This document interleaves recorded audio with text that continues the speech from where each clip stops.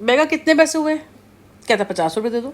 मैं कहा 8-9 किलो चावल के 50 रुपये? कहता 50 रुपये दे दो। मैं दिया, मैं लेके, मैं कहा ठीक से रखियो। फिर उसने एक्चुअली ऊपर पन्नी खुली थी तो ऐसे रखा तो आधी आधी इधर गिर गया। नहीं गिरेगी देखना। मैं कहा रास्ते में फट गई ना और वापस कभी आऊँगी ना देखते को तेरी पिटाई लगाऊंगी। छोटा लड़का था। कह रहे नहीं गिरेगी मैम, जाओ तो सही। ले जाएगा भाई। ले आया तनिष। सबसे पहले हमने चारा डाला। मैंने कहा पहले डालेंगे। पहले तो और एक दूर से देख रही, डरा ओए राम, मौत तो भगदड़ मच गई। ऐसी भगदड़ मच गई, मैं दूर खड़ी हुई। एक बोलने लगा मैडम आपने यहाँ डाल दिया। मैंने कहा देख मैं खड़ी हूँ यहाँ पे, अगर ये नहीं खाएंगे तो झाड़ू लगा के जाऊंगी। मैं कहा झाड़ू यहीं खड़ी हूँ। मैंने कहा मैं फालतू ने बोल। मैंने कहा तो एक आई, ओ भगदड़ मच गई, हम तो पीछे हट गए। मैंने कहा यार, और पता क्या कर रही वो, एक खा रही, उस दूसरी वाली धक्का दे रही उसको, आगे निकल जा। दूसरी खा रही, तीसरी धक्का दे दी। मतलब 8-10 गाय इकट्ठी हो गई और ऐसी मारा मारी जैसे आपस में कि तू हट जा मैं खाऊंगी। तो मैंने कहा यार, क्योंकि वो कचरा खा रही थी। वो एक गाय उस चारे के ऊपर खड़ी हो गई, फिर उसको एक दूसरे ने धक्का मारा, वो आगे निकल गई। मैं तमाशा देख रही। मैंने कहा ये हो क्या गया अब, क्या हो रहा है? मैंने कहा भाई। फिर वो आगे निकल गई। फिर मैंने कहा ऐसे चारों तरफ खड़े होके खा सकती है ना। फिर वही हुआ। फिर धीरे धीरे करके चारों तरफ खड़ी हो गई, फिर खा रही आराम से। अच्छा, गौशाला की गाय ऐसे नहीं करती, वहाँ की गाय नहीं करती। देखो डर लगता है।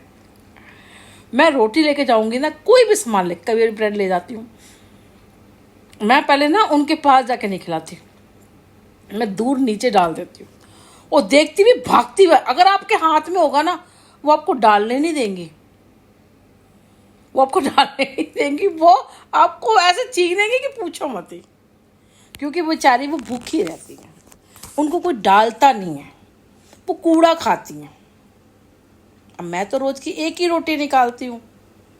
गाय की रोटी, पहली रोटी एक की निकलती है ना, तो बेटा डाल आता है गाय की रोटी, इधर ही डाल के आता है वो।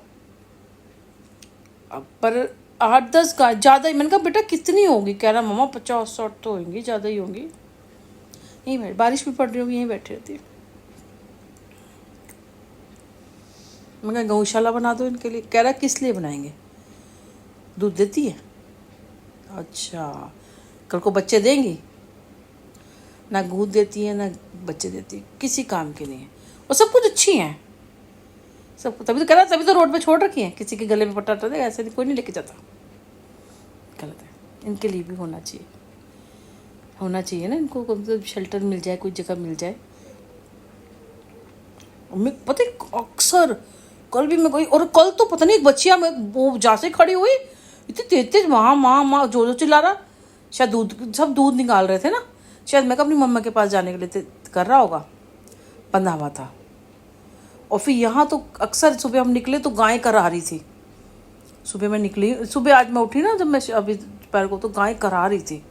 मैं कहा ये रो रही है, ये माँ माँ बोल रही है। अक्सर मेरे को गाय की यहाँ आती रहती 3 बजे 4 बजे।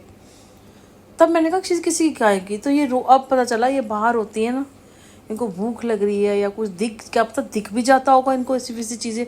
क्योंकि जानवरों को दिख जाती है ना चीज़ें, हमारी भूरी है या कुछ है, ये घूम रहे होते हैं। तो यहाँ बहुत है, कुत्ते बिल्ली और गाय थोक के हिसाब से, जैसे कोई यहीं छोड़ जाता है इनको।